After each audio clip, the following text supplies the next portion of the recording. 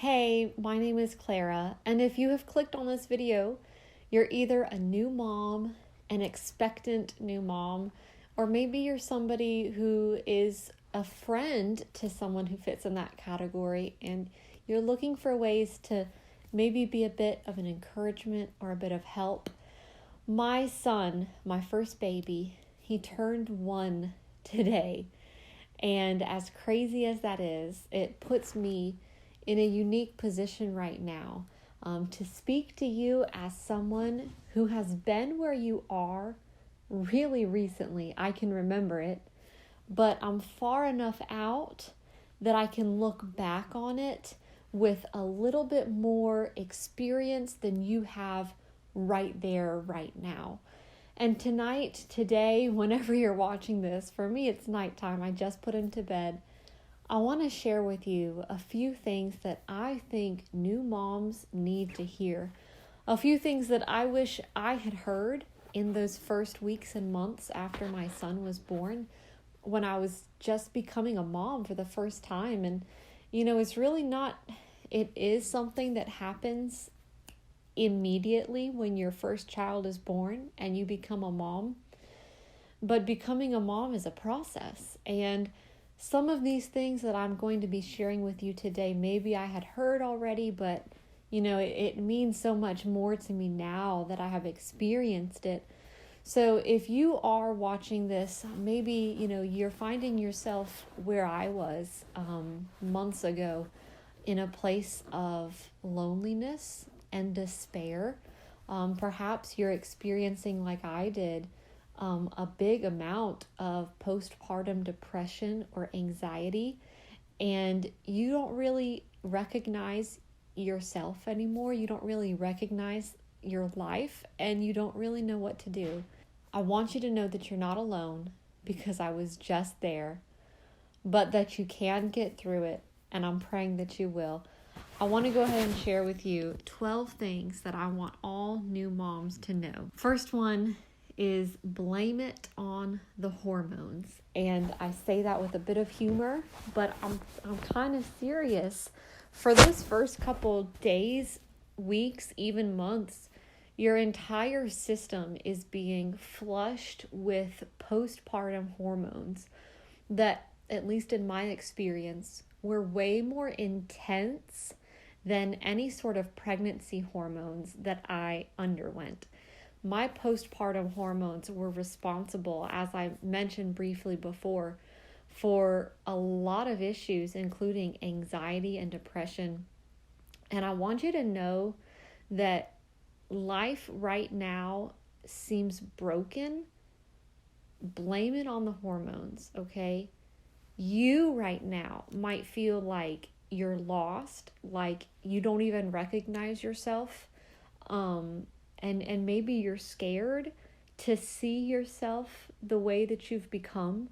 But I want you to know a lot of that is because of hormones, and that's not to take them lightly. They're serious. They are real. They have real consequences on your emotions, on your state of mind. But by knowing that they are hormones, I feel like gives a sort of relief. You know that it's not you, okay? You are not what's wrong. It's these hormones. And that kind of leads me into the next thing I wrote down, is that you're not crazy and you're not broken. I felt so broken after having my baby. Not immediately after, but in the days following, we actually needed to be readmitted to the hospital because my son had a little bit of jaundice. It's super routine. It's really nothing to worry about. But no matter how many times I heard that it's really not a problem, that week that we were in the hospital, the week after he was born, to this day, I look back and see that as the darkest week of my life. I have a distinct memory of laying in the hospital bed there and feeling so overcome that all I could do was start like kicking the footboard, that plastic footboard, as hard as I could. It was just the only way I felt like I could get any kind of release for all the pent-up emotions that were inside me. I mean, I was scared for my baby's health. I was worried about him. I felt like I was being a bad mom. And you may or may not have experienced it, but you have to put a baby with jaundice under some lights. And depending on the severity of the jaundice, they might need to stay under those lights for a couple of days. That was the case with Shiloh. And, other than his feedings and diaper changes, he had to be under those lights. And so I couldn't even hold him. I could only look at him as he cried for comfort. And, it was a torment. It really was. And I think it's one of those things that you'll only really know what I mean if you have been through something like that, felt powerless to help your child. And especially, but my point is here, it was so much worse because of the hormones. I believe that if something like that were to happen to me today and my son would need to be admitted to the hospital, it would be hard, absolutely. But I feel like now that it has been a full year since giving birth and all of those hormones have more or less subsided, I feel like I am now a different person than I was. Who I was then when my baby was born, it was an echo of me. It was a very exhausted and overwhelmed version of myself. And I felt broken. I mean, I was conscious enough to be able to recognize the way that I was handling these issues and to recognize this is not really going so well, looking inward. I was able to recognize that, but I was powerless to help it, and I felt so broken. And if you're feeling that way, I want you to know you are not broken. And you're not crazy. There were times where I felt like, well, maybe I'm just crazy. Later on as the weeks progressed and, I felt like sometimes I was losing my mind during the day. I still feel like that very often. But especially at the beginning, there were times where I just felt like something is wrong with me. I think I'm crazy. I'm afraid to tell anybody because I don't want to get admitted to like a mental facility and be away from my newborn baby, but I think something's wrong. I think I'm going crazy.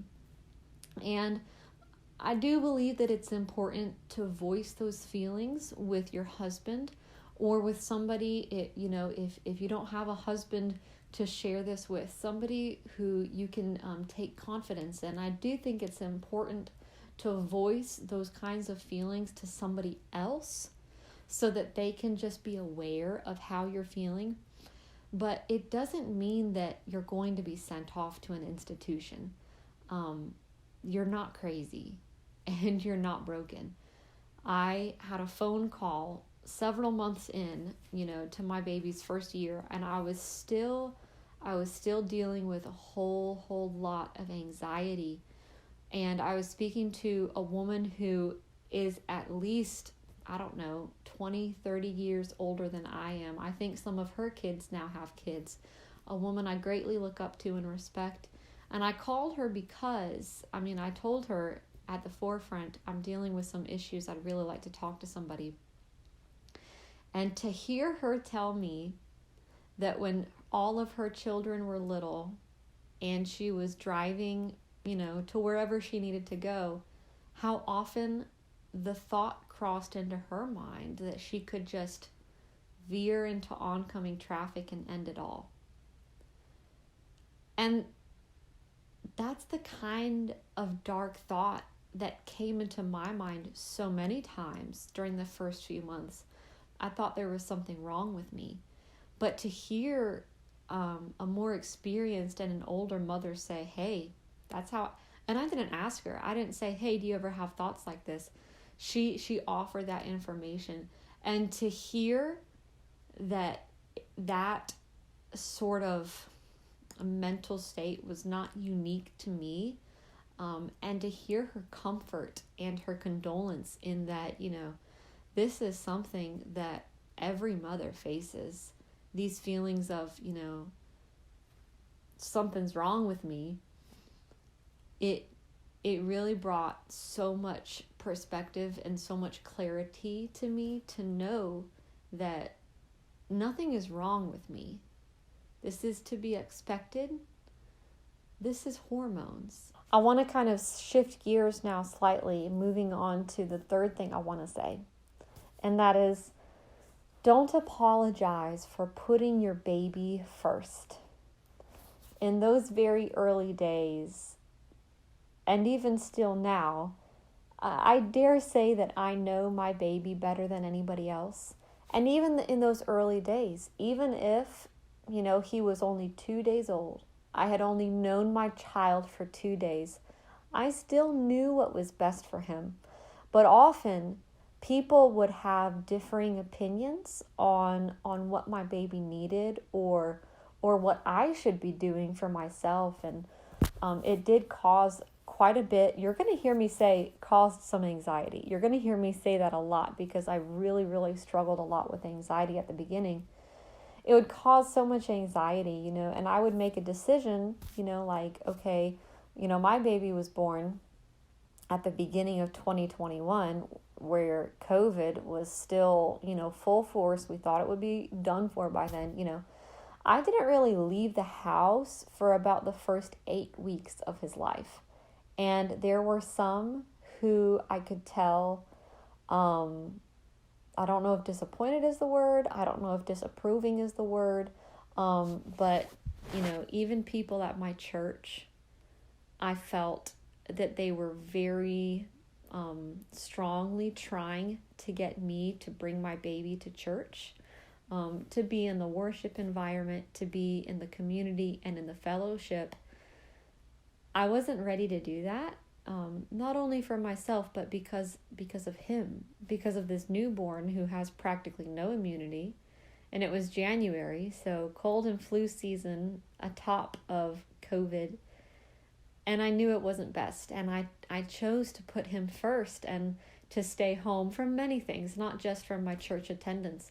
I chose to stay home from many things. And, it may have bothered some people, but I put my baby's needs first.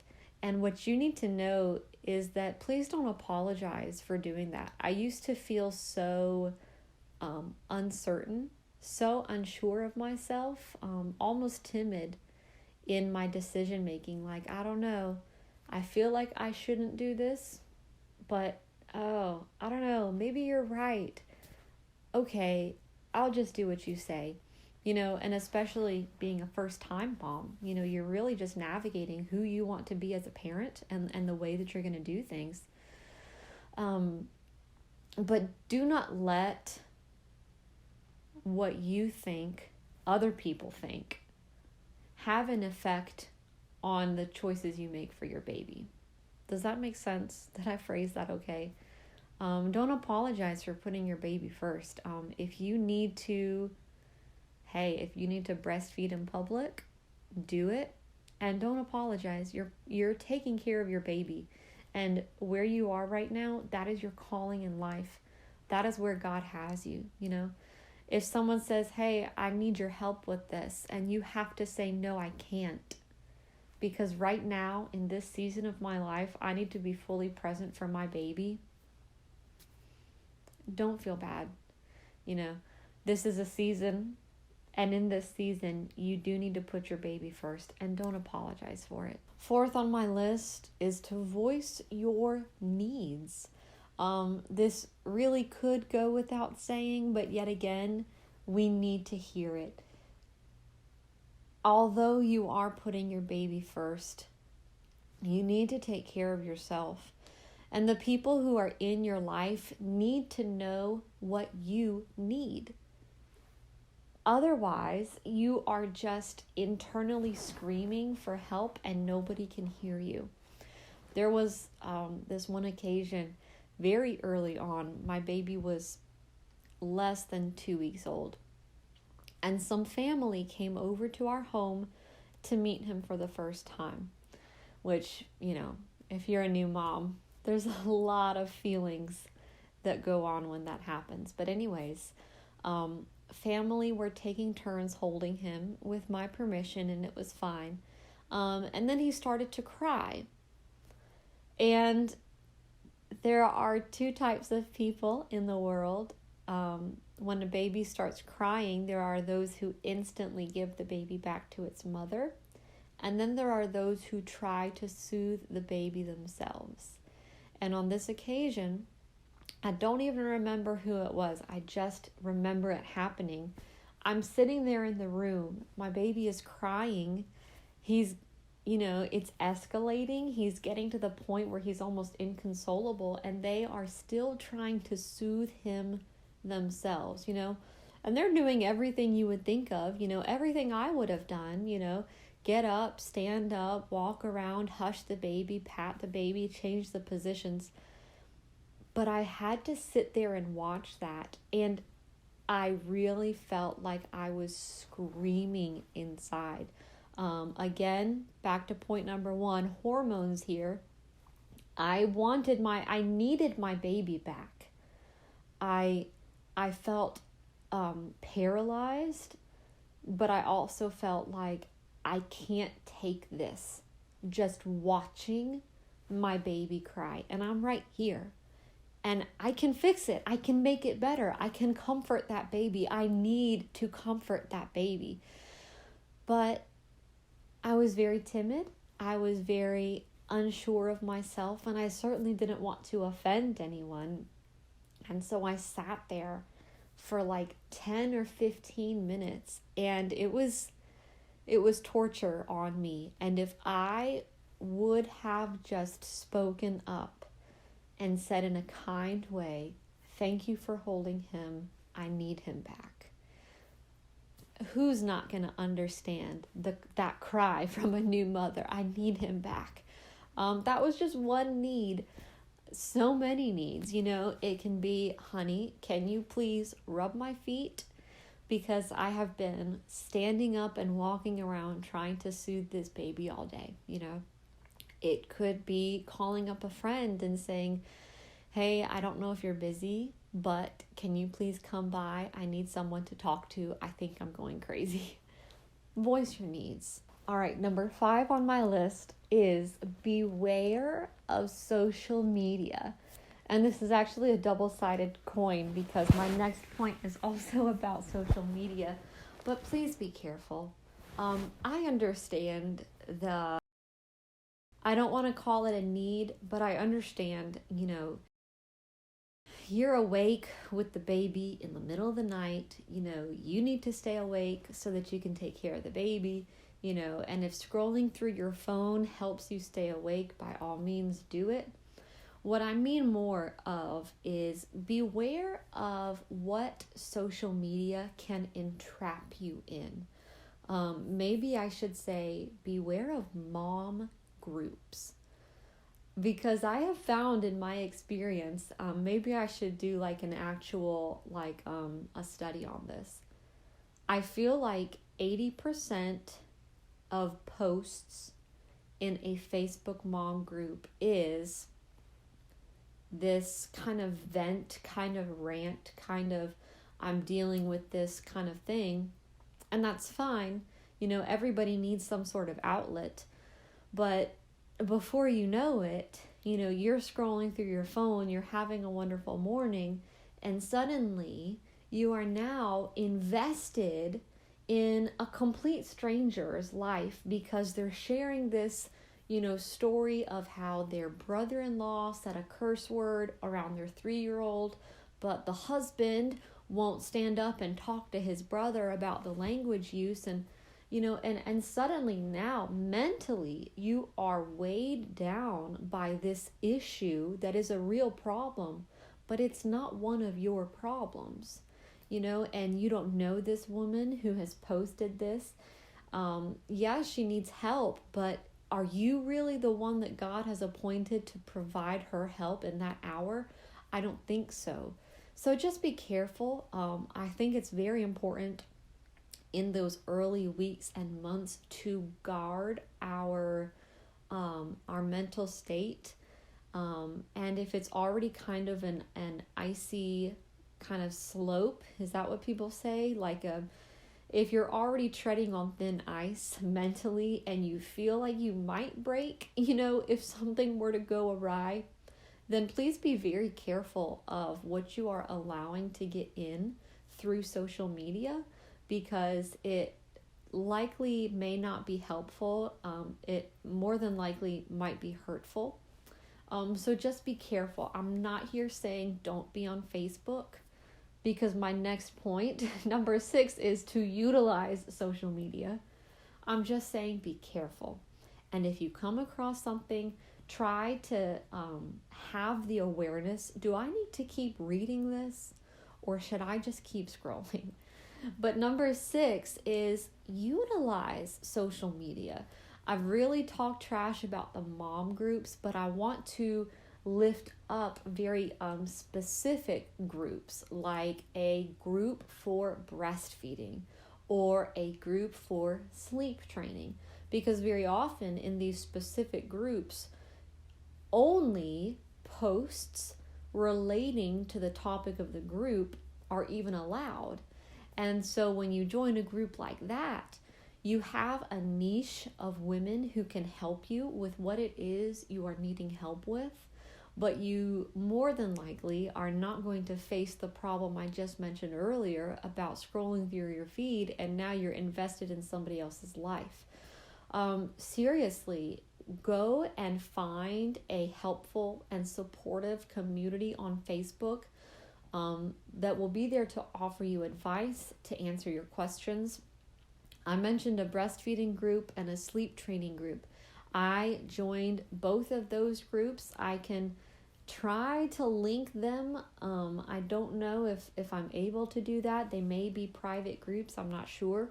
But specifically, those two groups were so helpful for me as a new first-time mom. I'm navigating this for the very first time. And although I had friends who I could call or text or ask, just my personality, I really enjoyed getting a lot of feedback and a lot of different opinions. How can I help my baby not be so distracted and actually focus on eating? Or, somebody, can you please look at my kid's schedule and tell me if these are appropriate wake windows for his age? These groups on Facebook, honestly, I found to be so incredibly helpful. And so whatever you find yourself doing, even if you don't really think you need help with it, but, it's something that you're doing daily and, you think that there might be a community out there who could help support you, go find it. Utilize social media. Utilize all the information that's out there. It really, depending on who you are, you may be the kind of person who says, I don't really care what anybody else says, I'm doing it this way. And if that's you, and if you are at peace with that, great. But I rarely found myself at peace with being only armed with my own best guess. I really liked getting into social media and getting some feedback and input and opinions and advice from other moms who were in the same boat as me. 7th on the list is to identify what things you're going to forget and what things you're going to remember. What I mean by this is, just last week, my husband and I were lying in bed. We were about to go to sleep, and I don't know what prompted this, but he said to me, remember how you used to have to wake up 3 times every night to feed him? And I was like, oh yeah, I do remember that. And this was me, with an 11.5-month-old, and he's been sleeping through the night now for months. And it seemed like such a distant memory, that period where I was waking up And I couldn't even remember the times that I woke up. I mean, I used to be able to spit it out. Yep, he eats at 11, he eats at 2, he eats at 5. Maybe it was something like that. I couldn't even remember what the times were. And it was like a surreal moment to be like, oh my goodness. That used to be like the core of my existence for several months straight. But now I've forgotten about it. The things that I remember, though, are things like, him falling asleep on my chest, or being able to sleep through anything, so I could literally be holding and cuddling my baby while watching TV and eating, and it was great, and nowadays that would never happen. So I know that you're in the thick of it. I know that right now, I don't even know what to use as an example other than the nighttime feedings. I know it might seem right now that is a pretty weighty aspect of your life, and it is. But one day that is just going to be a memory. So when you're in those times, and when you're feeling burdened and overwhelmed by, just the challenges and the obstacles of whatever that is, be it waking up at 2 a.m., try to identify that that's something that will be forgotten about. There are other things that you are going to remember. There are other things that are going to be more important.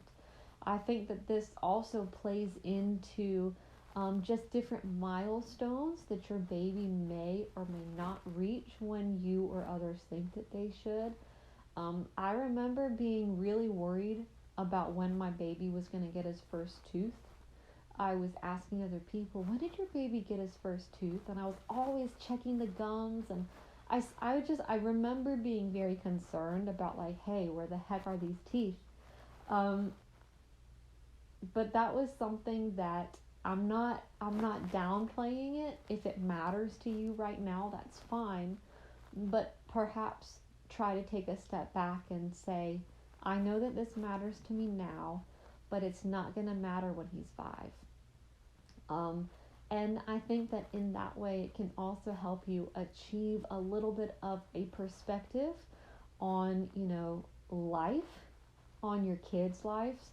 And some things that might be a big deal right now are just going to be a memory when they are walking across the graduation stage, or when they're getting married. And I'm going to stop right there because I am not even ready to think about that right now. But just identify, though, that some things you're going to forget about them. It's a part of your life now, yes. It won't be a part of your life forever. And you'll forget about it, and you'll move on, and life is going to change. And in many ways, almost in every way, things are going to get better. But that's in just a few points, okay? I'm not there yet. The 8th thing I wrote down, and I've almost touched on this a little bit, is to have confidence in your instincts. Like I said, even if you've only known your baby for 2 days, it's likely that you know what is best for that child. And just be confident in that. Like I said, I really have kind of touched on this before, so I'm not going to spend too much time. But just have confidence in your instincts, because, and I say this cautiously because, as a Christian, I understand that we are not to, follow your heart, because your heart is actually desperately wicked. And but that's not really what I'm talking about here. I'm talking about the innate instincts that God has equipped you with. And even if you really want to take a step back and look at the big picture, when God created the child that was to become your child, He also assigned them to you knowing you. Does that make sense? Did I just say that way too complicated? Like, your kid was not born to another set of parents. Your kid was born to you. And that's not a coincidence. That's not an accident. God gave you your child on purpose. And so trust that. Trust God's judgment. Okay, if you can't really trust your judgment, trust God's judgment. Like, He gave you your baby, and so if you think you know what's best for your baby, it's likely that you do. And so just have faith in that, have confidence in that. Don't apologize to people if they don't agree with what they think is best and versus what you think is best. Do what you think is best because it is your baby, not theirs. They have maybe already had their chance. Maybe they've already had their baby, or maybe, they're going to have a child in the future, and then they can make their decisions for their child. But trust your instincts because this is your baby. Number 9, and I don't know, let me look at my list. This might be my favorite. It truly will get better. I know you've heard it gets better. I know it because I heard it. But it truly, truly does.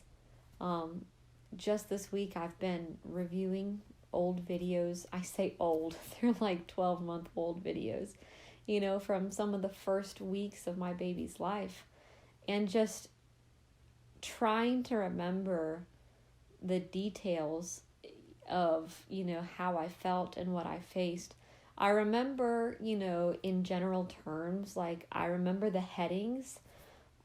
Clara had really, really bad anxiety. Clara had pretty bad depression too. Sometimes I felt like I wasn't even capable of putting the baby in the car seat, driving to the grocery store to have them load up in my car my pickup order that I had placed on my computer and then get back home. Something like that, I felt like I couldn't do it. I was incapable of doing it for however many reasons. I felt very confined.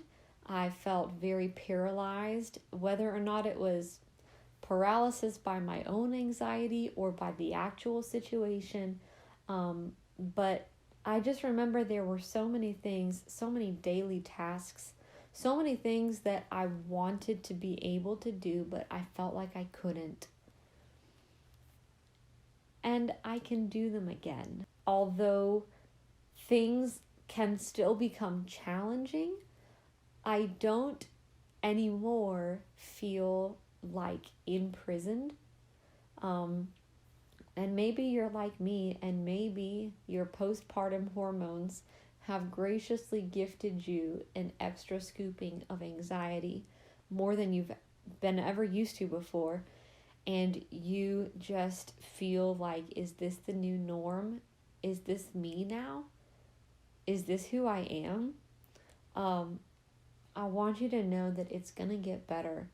Because remember, like I mentioned, most of this is hormonal. This is not your fault. The feelings that you're facing right now are beyond your control.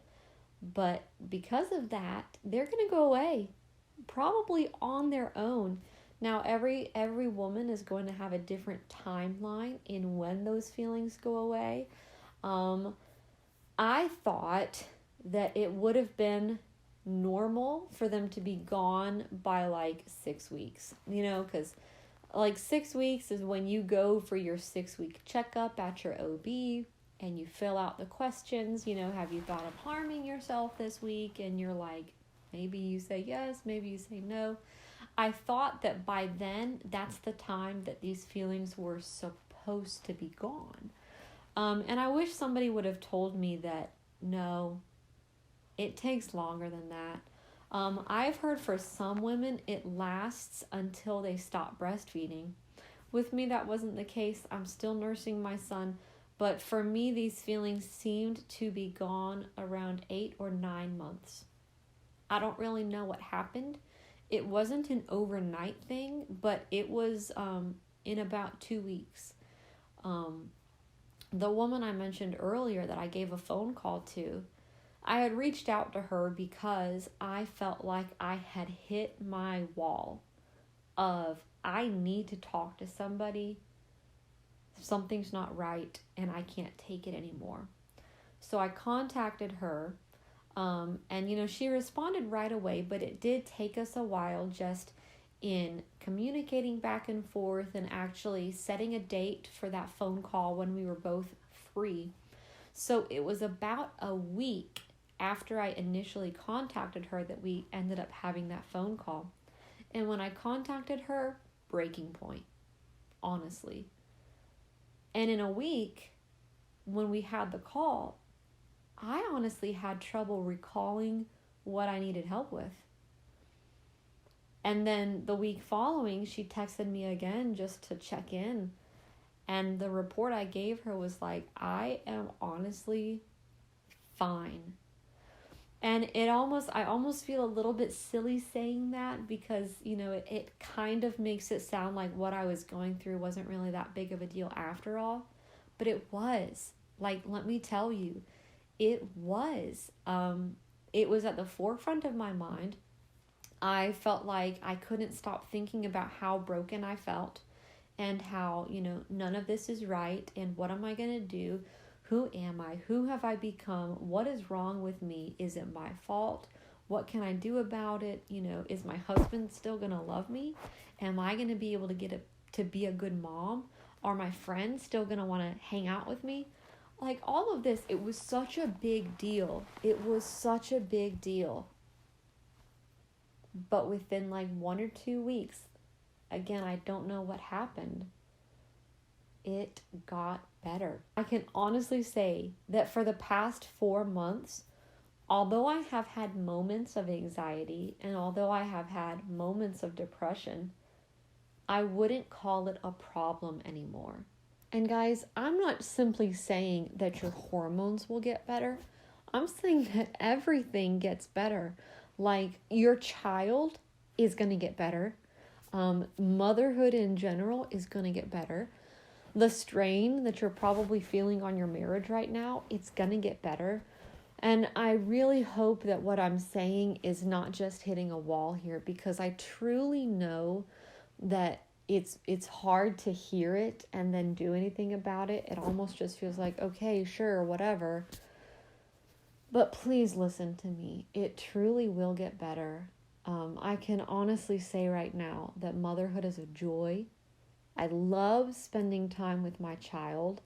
I feel like my husband and I mean, we haven't arrived at the perfect marriage. But the strain that we used to have between us that was caused by like, hey, how are we supposed to be parents? The strain is gone. Like, honestly, life is so good right now. I know it won't be like that forever. But what I want to tell you is it will get better. Number 10 is something else that you've already heard. And you might roll your eyes when you hear me say it to you yet again. But I can't not say it. You're going to miss these days. I know. And I'm sorry. And I'm sorry for saying that to you because I know that you've heard it. But oh my goodness. Just like with the last one, if I could have just gotten it in my head when I was in it, the way I have it in my head now that I'm out of it, it's right? I mean, just the fact that my baby used to fall asleep in my arms and would sleep for hours in my arms and I could just watch TV. I miss that so much. Right now, my baby is the most active little thing, the most distracted little thing. Ever since we sleep trained, I essentially can't even be in the room with him when he falls asleep, which, don't get me wrong, I have no regrets for sleep training, okay? And maybe that'll be another time, another talk. But those days when he was just little and he would just snuggle up and he would just sleep on me the whole day, I miss those days. I really do. I mean, and even the days that aren't even so far gone. Like I said, I've been watching a lot of older videos this week, and there's a lot of clips from over the summer where we took him to the pool. That was only like 5 months ago. Our pool has since been closed. It is currently winter. But even that, like, I miss going to the pool. I miss the first time he was in the water, and, the pool's going to open up again. Yes, we're going to take him to the pool again. Yes, but he's going to be bigger. He's going to be older. There is just something about like a little 5-month-old, 6-month-old baby getting in the pool for the first time. Like, honestly, you are going to miss where you are now. So I don't know like what kind of advice to give for that. I took a lot of pictures and a lot of videos, and I feel like I can now relive those moments by watching the videos. So maybe that's what you got to do. Just know that you're going to miss these days, okay? I promise you. I'm sorry, but you are. You're going to miss them. All right. 11. I'm going to try to keep my composure because this is getting so good. Like, if I was preaching right now, I'd be like listening for the amens, okay? Number 11 is, it is all worth it. It is worth it. I mean, I remember the days when I questioned if I could even do this. I remember the days where I thought to myself, I'm never having another kid. Was this a good idea? And I remember just feeling like my life was ending. You bring a new life into the world, but then you feel like yours is over. And, and it's so hard. It really is so hard at the beginning, and it is all worth it to look at my baby now, to have the life that we have now and our routines, and just where I am. There were times where I seriously doubted, am I going to be able to do this? We did it by God's grace, and it's all worth it. I mean, even like, let's talk about breastfeeding for a moment. I don't know if that's something that you're doing, but I decided from before I even got pregnant, I was like, when I have kids, I'm breastfeeding. And that's something that, I kept with when I did have a baby. He was exclusively breastfed for the first 6 months of his life, and he is still breastfeeding now, probably going to start weaning him off now that he's 1. And there were days, I mean, oh my goodness, I'm talking cracked nipples. I'm talking about like, I am so sick and tired of these stinking nursing pads. I'm so tired of leaking everywhere. I mean, it was like, breastfeeding was not glamorous. It was not like, here I am 2-3 weeks into it, and I'm seeing these posts of moms who are where I am now, saying, oh, I love breastfeeding. It is such a bond. It was the best thing I ever did. And I'm sitting there like, are you serious? Are you sure? And it was hard, but oh my goodness, it was so worth it. And just pushing through it and getting through it. It's just like when you're driving through a tunnel and it's dark, but then you get out of the tunnel and it's light. Like, talk about the simplest metaphor ever. And this can be in everything. Like, I'm not just talking about breastfeeding is hard. I'm just talking about it's all hard. Every moment of my baby's first, I'm going to say 3, 4, 5 months, every moment was hard. Every moment I thought, I don't think I can do this. I don't think I'm going to make it.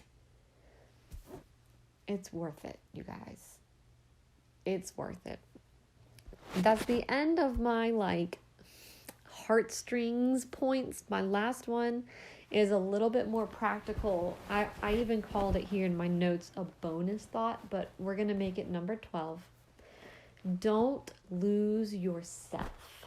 Make time for friends, for hobbies, and for who you were before you became a mom. And I know that's hard for you right now if you are still in the early days. It's hard to find time. It's hard to make time. And you don't feel like you are anybody else other than a mom. You feel like, this is who I am now, Clara, mom. That's it. Like maybe I used to be a photographer, not anymore. Maybe I used to be a really good friend. Sorry, friends, bye. I even used to enjoy being a wife, but you know what? My poor husband, because all I can be right now is a mom. Maybe that's true for now, but try not to let that become permanent, because when God created you, even though He knew that one day you'd become a mom, that is not your end. That is not all of you. It's a part of you.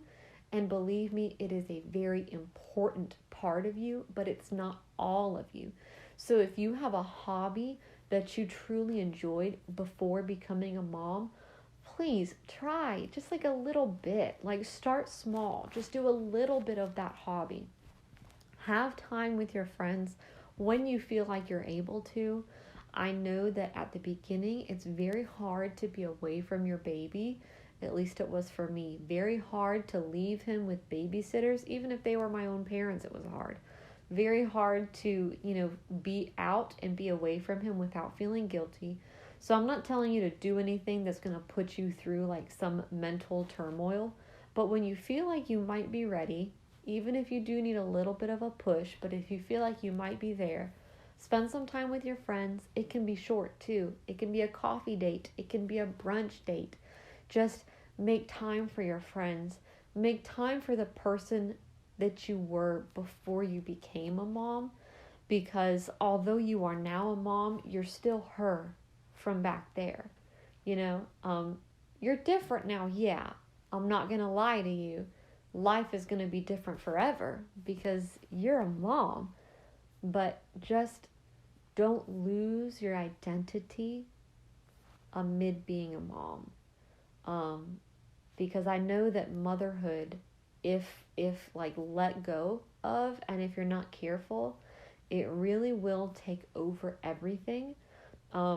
Because seriously, and I feel like I'm having trouble even getting this out the right way, because I'm not suggesting that you don't give motherhood your all, because you should, but you can find endless ways to be a better mom. There is no end to, you could be doing this better, you can be doing this more, you should spend more time doing this. But don't dive head first into all of that. Take baby steps into improving yourself as a mom, because you also need some space left over for the other parts of you, for the wife, for the friend, for the photographer, for the artist, for the teacher that you are. But like I said, and this isn't really a point, but I just want to clarify, I'm not saying do a poor job at motherhood so that you can be free and live out your dreams. I'm not saying that. Because if you're a mother right now, whether or not you planned for your pregnancy or you were surprised with your pregnancy, if you're a mother right now, trust me, that is currently your highest calling. But there are still other things, right? Make time for those other things. Still be who you are, because your child needs you, not just any mom. Your husband needs you, not just any wife. So be yourself. Don't lose yourself. Take care of yourself so that then you can continue to take care of your baby. That's all I have for you right now. There is so much that I wanted to say that got weeded out. Right now, you're just trying to get through those beginning days, weeks, months. And there's really so much more that could be said. Luckily, I'm not the only voice. Luckily, there are others out there, be it on YouTube or blogs or friends that you might have in your personal life, who can give you a little bit more than what I've given you today. But what I've given you today are the things that I think every new mom should know.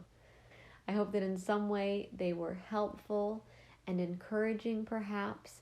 And if you found this to be helpful, I ask that you would please maybe leave a comment. I do read the comments. I would love to hear. I've kind of put my heart out there for you right now to look into.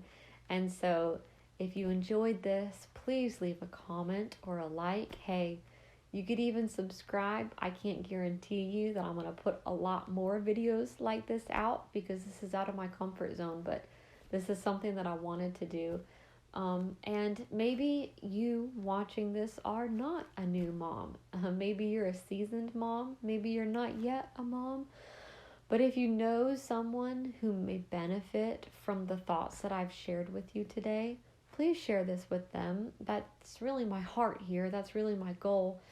I'm not sitting here saying, hey, I made it through 1 year and life is great. Woo! I want to help because I wish I would have gotten more help. So please share this with others if you believe that they may benefit from it. And I will leave you with that. Go take care of your baby. Take care of yourself. And I'll see you later. Bye.